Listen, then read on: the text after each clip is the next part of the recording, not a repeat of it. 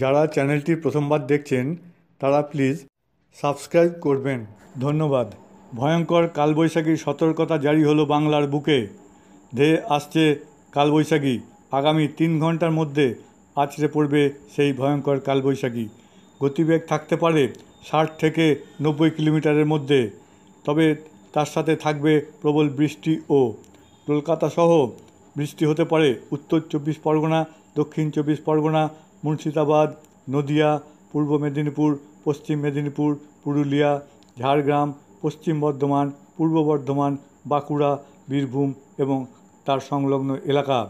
বজ্র বিদ্যুৎ সহ বৃষ্টির সম্ভাবনা প্রবল। স্যাটেলাইট চিত্রে এমনই ইঙ্গিত পাওয়া গেছে বলে জানা গেছে। কালবৈশাখী এবার পরপর চলছে বাংলার বুক জুড়ে। আরও কালবৈশাখীর সম্ভাবনাও থাকতে পারে বলে মনে করা হচ্ছে।